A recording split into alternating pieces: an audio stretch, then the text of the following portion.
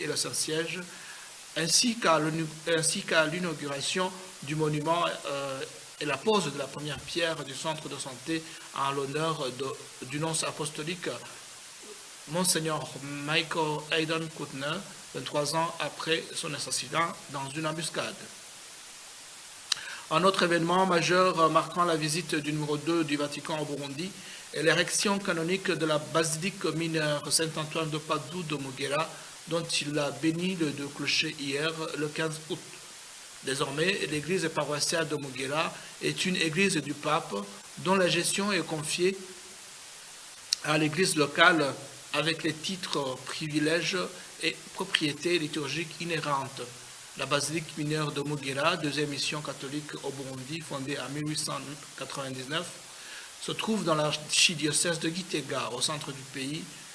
lieu où se trouve le premier grand sanctuaire marial du pays.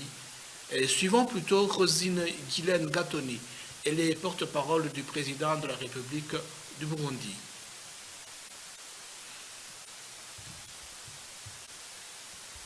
Chimier vient de recevoir en audience son éminence le cardinal Pietro Parolin, qui est le secrétaire d'État du Vatican et qui est en visite au Burundi. Sa visite s'inscrit dans le cadre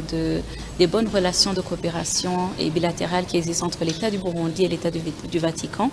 Et il était venu porteur d'un message de Sa Sainteté le pape Léon XIV, un message d'amour, un message d'amitié et un message de soutien pour le peuple burundais. Lors de sa rencontre avec la plus haute autorité du pays, où le chef de l'État burundais lui a solennellement souhaité la bienvenue au Burundi, et il a manifesté sa joie de le voir, sa joie de cette visite qui vient après 60 ans de relations de coopération avec l'État du Vatican.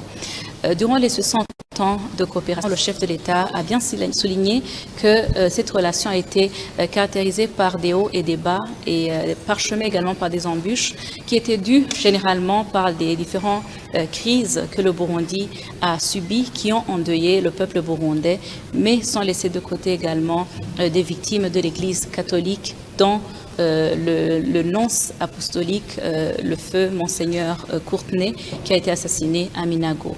Le chef de l'État burundais s'est réjoui que malgré tous ces bas, le pardon, l'amour a pu surmonter ces phases sombres, et où par ailleurs il se réjouit que durant son séjour, le cardinal, le secrétaire d'État du Vatican, va poser la première pierre au monument qui sera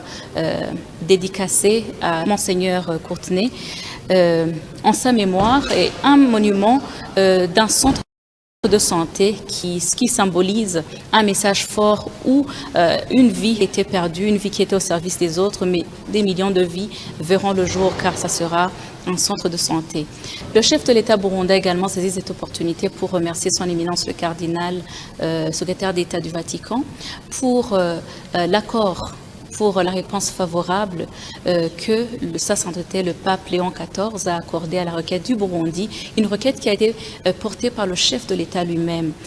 pour qu'il y ait une basilique au Burundi. Il était ravi que cet invité de marque vienne avec ce message d'accord. Le chef de l'État burundais a également salué les bonnes relations qui ont été marquées par des visites de hautes personnalités du Vatican, dont le pape lui-même, Jean-Paul II, qui est déjà venu en visite en République du Burundi. Il a alors souhaité la bienvenue et en guise de ce soutien indéfectible, ce soutien qui n'a jamais terri dans le temps, il a accordé à son éminence Pietro Parolin, secrétaire d'État du Vatican, une décoration de commandeur de l'ordre de l'amitié des peuples que le gouvernement du Burundi lui décerne en guise de reconnaissance au Saint-Siège pour le soutien et l'accompagnement vers le développement du Burundi. Quant à l'invitation, c'est ce jeudi 14 août dernier que le pontificat